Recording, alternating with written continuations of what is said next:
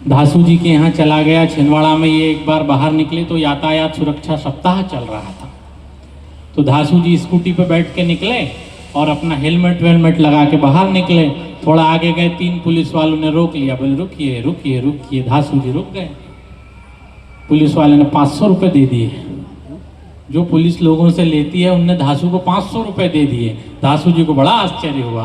बोले जो लोगों से लेती है वो दे भी देती है, लेकिन एक बात बताइए, बोले आपने क्यों दिए? तो उसने कहा कि बोले अभी यातायात सुरक्षा सप्ताह चल रहा है, जो अच्छे वाहन चालक होंगे इनको हम 500 रुपये देंगे। अब 500 रुपये से आप क्या करेंगे?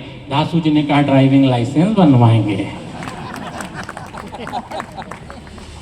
अखिल भाई साहब सागर में रहते हैं, इनके यहाँ बड़ा हेलमेट लगाना स्ट्रिक्टली कंपलसरी है कि आपको हेलमेट लगाना ही है। मैं इनके घर चला गया, 3 दिन बाद अगला कवि सम्मेलन सतना में था। बोले यहीं रुको, क्या करोगे घर भी जाके? घर में तुम्हारी कौन सी इज्जत है? आपको क्या लगता है आपकी बहुत है? भाई साहब शास्त्र में लिखा है जब घर में पहली रोटी बनती तो गाय के लिए बनती है, आखिरी रोटी बनती तो कुत्ते की बनती है। और 2:30-3 बजे रात कवि सम्मेलन करके कभी घर पहुंच जाओ तो वही 2 रोटियां खाने को मिलती हैं। बहुत बढ़िया। कितने भी महामंत्री हो जाओ घर में आपकी भी स्थिति यही है। वाह वाह वाह। हाँ, ये पुरुष आप चिंता मत करिए, जितने भी संख्या में हो मैं आपको प्रणाम करता हूँ। ये पुरुष अपने आप को कितना भी शक्तिशाली समझ ले, कितना बड़ा नरपुंगा भाई है। शादी करने जाता है तो 250 आदमी साथ लेके जाता है, और ये वीरांगना अकेली आती, बहुत बढ़िया है। शत्रु के घर में अकेली प्रवेश करती है, और ऐसा प्रवेश करती कि बाद में पूरा परिवार पूछ के घुसता भाई साहब हैं। बहुत अच्छे अनुभव है तेज भाई आप। भाभी आओ, ये हमने आपसे ही सीखा भाई साहब।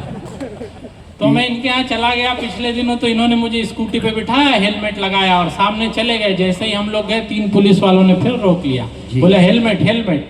तो इन्होंने कहा लगा तो है। बोले पीछे वाले का कहाँ 500 रुपये निकालो। इन्होंने 500 का चालान फड़वा लिया। थोड़ा सा आगे गए, इनको अकल आ गई, इन्होंने स्कूटी मोड़ी और पुलिस वाले के पास आए। बोले इस चौक पे तो 500 दे दिए, अगले पे तुम्हारे भाई खड़े होंगे तो क्या करेंगे? तो इन्होंने कहा पुलिस वालों ने कि बोल देना काजू कतली।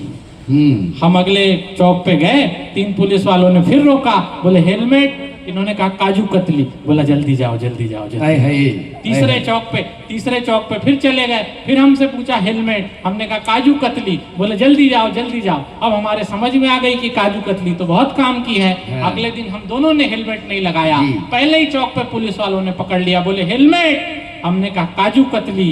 बोले 1000 रुपये निकालो, आज कलाकंद है। जिंदाबाद भाई जिंदाबाद। वाह वाह। तीसरे दिन हमारा 1000 का चालान फट गया। तीसरे दिन हमने सोच लिया कि अब बिना हेलमेट के तो नहीं जाएंगे। हम दोनों ने हेलमेट लगाया और निकल गए। तीसरे चौक पे फिर पुलिस वालों ने पकड़ लिया। हमने कहा आप क्यों पकड़ा? हेलमेट लगा हुआ तो है। बोले हेलमेट तो है, गाड़ी कहाँ है? ओए है। वाह, तालियां कमजोर है भैया। ये वो कमजोरी रहेगी, वो तो ये मामला अपना चलता रहेगा।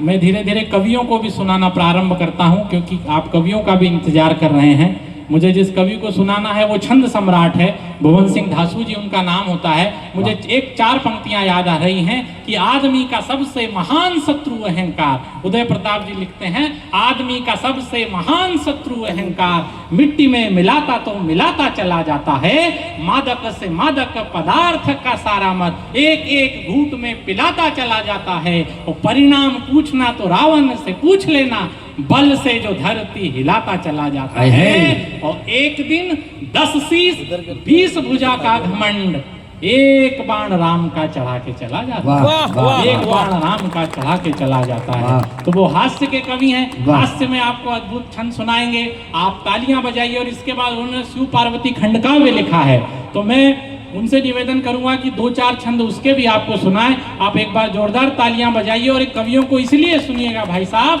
कि बहुत से प्रश्न ऐसे हैं जो सुलझाए नहीं जाते, बहुत उत्तर भी ऐसे हैं जो बतलाए नहीं जाते। बहुत से प्रश्न ऐसे हैं जो सुलझाए नहीं जाते, बहुत उत्तर भी ऐसे हैं जो बतलाए नहीं जाते। हमारी ख्वाहिश है तुमको चांद तारे तोड़कर दे दें, मगर चादर से बाहर पांव फैलाए नहीं जाते।